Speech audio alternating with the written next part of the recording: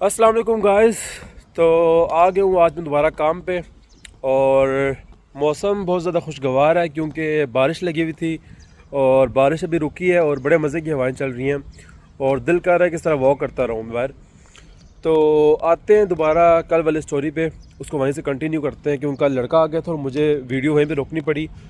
और तो हम थे कि मैं कॉलेज आना स्टार्ट हो गया था और मैंने नई जॉब स्टार्ट की थी एजेंसी की, और साथ साथ में पढ़ा रहा था कुरान पाक। तो ये चल रहा था अक्टूबर का महीना और अक्टूबर में पाकिस्तान से आ रहे थे 3 नए लड़के। पहले मैं आपको बताता हूँ कि फ़्लैट में रहता कौन कौन था। अच्छा, फ़्लैट में 2 डबल रूम थे, 2 सिंगल रूम थे और एक था बॉक्स रूम। अच्छा, जो नीचे एक रूम था बड़ा, उसमें रहते थे सबूर, इनाम और दानिश। जिसके सामने बड़ा रूम था वहाँ रहते थे उस्मान भाई। अच्छा, ऊपर आते हैं फिर। ऊपर एक रूम में मैं रहता था और एक रूम में रहते थे अरसलान और अवैस। और जो साथ बॉक्स रूम था उसमें रहता था अदनान। अब ये सारे लड़के सिक्योरिटी करते थे अदनान और उस्मान भाई के अलावा। उस्मान भी तो बैंक कह रहा हूँ, होटल में मैनेजर थे, और जो अदनान था वो असिस्टेंट शेफ़ था। तो रोज़ रात को अदनान और उस्मान भी वापस आते थे। अदनान बल्कि पहले पाकिस्तान गया था और वो भी आ गया था, मेरे ख्याल से सितंबर में आ गया था या फिर अक्टूबर में आ गया था वापस। अच्छा, फिर ये हुआ कि जब अक्टूबर आया तो मुझे इन लड़कों ने कहा कि यार आपको यहाँ से मूव करना पड़ेगा, क्योंकि हमारी फ़ाद से बात हुई थी कि जब अक्टूबर में लड़के आएंगे 3 तो आपको यहाँ से मूव करना पड़ेगा।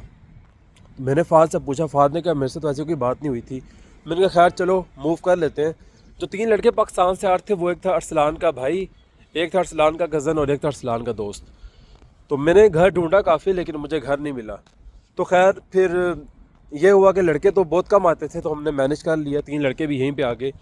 फिर ये हुआ कि एक रूम में रह रहा था मैं और मेरे साथ मुनीब रह रहा था, और जो साथ वाला रूम था उसमें था कुंडी और बिलाल। और बाकी लड़के तो काम पे होते थे, वो बहुत कम घर आते थे।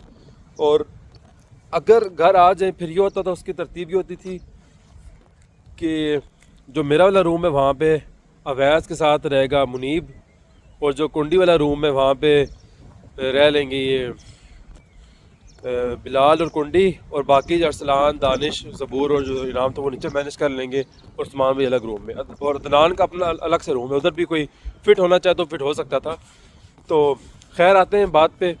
बात ये थी कि फिर हम सब ने एजेंसी ज्वाइन कर ली। मैंने, कुंडी ने, मुनीब ने और बिलाल ने भी शुरू में एजेंसी ज्वाइन कर ली। एजेंसी हम लोग करते रहे। तो एजेंसी की अब शिफ्टें कभी कभार आती थी, मतलब अब जाहिर सी बात है जब होटल वाले बुलाएंगे तब हम लोग जाएंगे। तो अब वहाँ पे कभी कभार काम आता था तो बिलाल ने शुरू कर दिया काम ग्रिलर्स में, जहाँ पहले मैं काम करता था टेक अवे पे। फिर कुंडी में और मुनीब जाते थे एजेंसी। तो दिसंबर तक तो हमारा काम ठीक रहा। दिसंबर से पहले वहाँ पे एक बंदा आया था, वो था मीरपुरी। और मीरपुरी था कश्मीरी, कौन था वो, था कश्मीरी लेकिन मीरपुरी नहीं था शायद वो।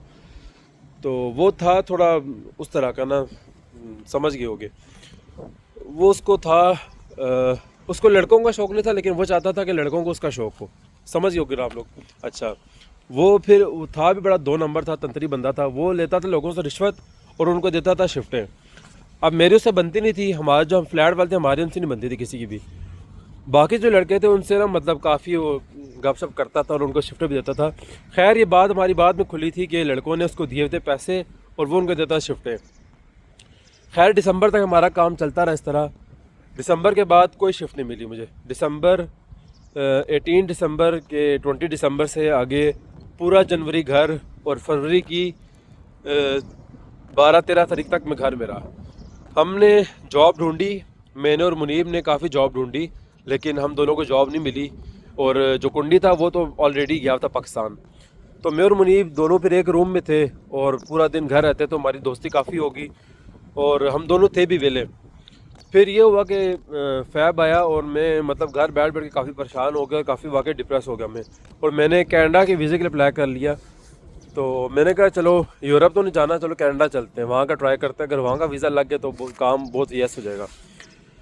कनाडा का अप्लाई किया तो मेरे से जो था कंसल्टेंट, उसने पूछा कि आपको अपॉइंटमेंट यहाँ पे चाहिए पाकिस्तान चाहिए।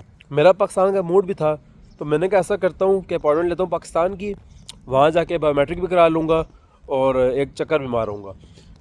तो जिस बच्चे को कुरान पाक पढ़ाता था मैंने उसके फादर को बताया, मैंने कहा इस तरह मुझे छुट्टियाँ चाहिए, मैं जा रहा हूँ पाकिस्तान। तो कहते हैं खैरियत है? मैंने कहा हाँ खैरियत तो है, मसला कोई नहीं, बस ऐसे ही मेरा दिल कर जाने का। तो कहते हैं चलो मेरा एक बंदा है जाने वाला, मैं उसे तुम्हारा टिकट करवा देता हूँ। तो उस टाइम उन्होंने मुझे बहुत बड़ी फेवर दी थी और उस टाइम मैं गया पाकिस्तान। मेरे प्रिंसिपल ने कहा कि मुझे छुट्टियाँ चाहिए 1 महीने की, क्योंकि मैं जा रहा हूँ पाकिस्तान। कहता है 1 महीने की नहीं दूंगा, 20 एक दिन की दे सकता हूँ छुट्टियाँ। मैंने कहा चल 20 दिन की दे दे। तो उसने मुझे छुट्टियाँ दी फिर 28 फ़रवरी तक की। तो मैं खैर पाकिस्तान गया। यहाँ से मेरा टिकट था कराची का और पहले बहरीन में स्टे था काफ़ी लंबा।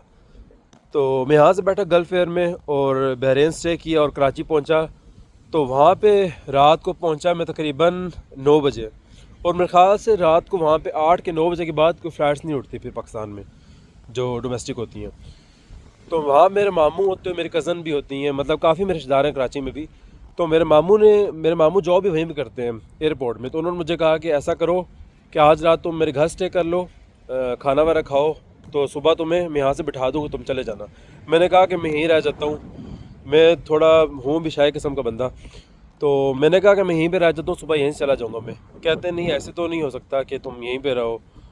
तो फिर उन्होंने खैर मुझे टैक्सी में बिठाया और मेरे साथ गए घर, मुझे वहाँ पे छोड़ा, खाना शाना खिलाया, दोबारा जॉब पे आए। फिर सुबह मुझे तो खैर नींद आनी नहीं थी, रात को मैं जागा रहा रात को। तो फिर उन्होंने सुबह वापस आए घर, वो दोबारा मुझे ले गए यहाँ से, मुझे जहाज़ में बिठाया और फिर मैं गया इस्लामाबाद।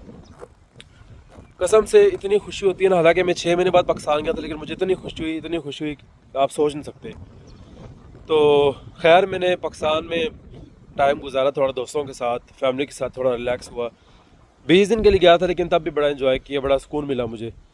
और जो मेरे दिमाग में टेंशनें थी काफ़ी, वो रिलीज़ होगी और बड़े सुकून में आ गया मैं। खैर वो 20 दिन मेरे ऐसे गुजरे, पता ही नहीं चला कि कैसे गुजरे हैं। तो फिर खैर 5 के 6 तारीख की मेरी वापस टिकट थी इधर यूके की। हाँ, पाकिस्तान जाने से पहले सीन ये हुआ कि फ़्लैट की जो हमारी हालत थी बहुत ज़्यादा ख़राब हो गई थी। उस्मान भी पाकिस्तान चले गए और फ्लैट में ये था कि हमारी जो मशीन थी वो ख़राब हो गई और वो पानी बैक मारी थी। तो जब हम पानी डालते थे, मशीन चलाते थे, तो सारा पानी किचन में भर जाता था इस तरह, और सारा जो पानी होता था वो जाता था नीचे दुकान में। वो अलग से शोर करते थे पानी फेंक रहे हो ये वो। तो फिर जो हमारा लैंडलॉर्ड था उसने कहा था कि ऐसा करो तुम सारे घर खाली करो और घर अपने लिए कोई और ढूंढ लो कि तुम लोगों से गुजारा नहीं है। और हमारे फ्लैट में चूहे भी आ गए, तो बहुत बुरी हालत हो गई थी। मैं तो खैर पाकिस्तान चला गया, पीछे लड़के थे, कुछ लड़के चले गए, एक और घर था वहाँ चले गए, सामने था, और कुछ यहीं पे रह गए। जब तक घर बन रहा था तो वो उन्होंने गुजारा किया, ऐसे रहे इधर वो। तो खैर सीन ये हुआ कि जब दोबारा मैं पाकिस्तान से आया तो मुझे कज़न ने रिसीव किया एयरपोर्ट से, और उसके घर में गया थोड़ी देर के लिए, और फिर उसने मुझे छोड़ा। उसके जहाँ काम करता था वहाँ से लेट हो रहा था वो, उसने मुझे वहाँ पे छोड़ा। फिर वहाँ से मैं ट्रेन से अपने घर आ गया। मैंने मुनीब से बात की, मैंने कहा यार इस तरह मैं आ गया हूँ वापस, तो कोई रहने का बंदोबस्त है? उसने कहा हाँ जहाँ मैं रहता हूँ तुम ऐसा करो वहाँ पे आ जाओ। अब उस जगह पे रह रहे थे कुंडी, मुनीब, बिलाल, दानिश, ये 4 ऑलरेडी रह रहे थे, और 2 लड़के और थे जिनको रूम लेके दिया था अपने साथ, वो थे कासिम और असद, वो हमारे साथ वाले रूम में रह रहे थे। फिर मैं भी चला गया। अब वो एक रूम था, उसमें नीचे 3 गद्दे बिछे हुए थे और एक बेड था, तो हम 5 बंदे वहाँ पे सोते थे एक रूम में। एक हफ्ता तो मैं वहाँ पे रहा। जो वहाँ बंदा था उसका नाम हमने रखा था मिस्टर टी। वो बड़ा अजीब सा कोई बंदा था। वो उसने मतलब एक तरह की जासूसी करता था हमारी, मतलब हमारा जो गुजरने का रास्ता था उसने वहाँ पे बेड बिछाया हुआ था, हम लोग जो करते उसकी नज़र होती थी। कभी ये कर दो वो कर दो, मतलब कुछ भी नहीं लाना, हम जो बनाएंगे हमारे साथ बैठ के खाना पीना, और अगर उसकी कोई चीज़ इस्तेमाल कर लो वो कहता था कि मेरी चीज़ इस्तेमाल कर रहे हो। इस तरह का कोई चवल सा बंदा था। खैर मैंने वहाँ पे एक हफ़्ता गुजारा।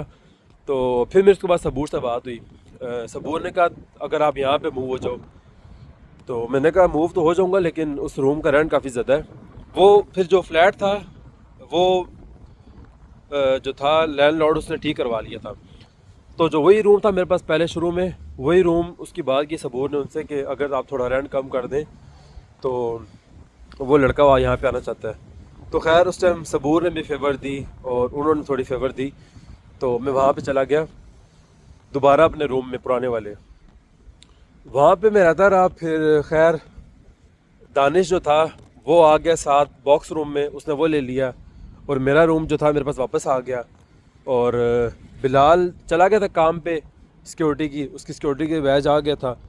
तो फिर वो उसका तो भाई का सीन था, तो वो अपने भाई के साथ रूम में आ गया और पीछे रह गए कुंडी और मुनीब।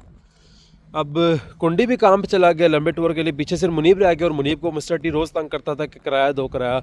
अब मुनीब अकेला 650 750 रेंट कहाँ से दे उस रूम का। मुनीब ने उसको सही ट्रक की बत्ती पीछे लगाया रखा कि मेरे अगले हफ्ते आएगी सैलरी, मैं तुम्हें दे दूंगा अगले हफ्ते सैलरी। मतलब इस तरह करते करते 2-3 हफ्ते गुजर गए और वो पीछे पड़ गया। फिर यहाँ से क्या दानिश जाके उस बंदे से लड़ाई कर ली और उसको मुनीब को उठा के यहाँ पे ले आया। फिर मुझे मुनीब ने कॉल की, यार मैं नीचे आया। फिर मुझे गया, मुनीब का सामान मैंने उठाया और दोबारा मेरे रूम में आ गया। फिर दोबारा वही सीन हो गया, मैं और मुनीब एक रूम में, जो नीचे वाला रूम था जहाँ उस्मान पे रहते थे वहाँ, वो रूम ले लिया अवैस ने और अरसलान ने, और बिल्लू भी वहीं पे उनके साथ एडजस्ट हो गया। और जो मेरे उस तरफ वाला रूम था वहाँ पे लड़का आ गया था, उसका नाम था हसीब। अच्छा, और जो मेरे इस तरफ रूम था बॉक्स रूम, उसमें आ गया दानिश, और जो नीचे वाला रूम था उसमें आ गया सबूर और इनाम। अच्छा, ये सारा हो गया। और कुंडी भी कहीं पर एडजस्ट हो गया था, मुझे ये नहीं पता कुंडी का रूम कौन सा था। तो खैर उसके बाद ये हुआ कि वापस मैं आया तो दोबारा मैं तकरीबन 1 महीना में काम ढूंढता रहा, दोबारा मुझे काम ना मिले। अच्छा, ये बताता हूँ बड़े मज़े की स्टोरी। जब मैं वहाँ से वापस आ रहा था तो आपको पता, जब पाकिस्तान बंदा जाए तो एक बहुत बड़ा यहाँ पे एंड होता है कि सब कहते हैं कि हमारा सामान लेके आओ। ऐसा नहीं कि मतलब सिर्फ मेरे लिए मसला होता है, सब के लिए मसला होता है।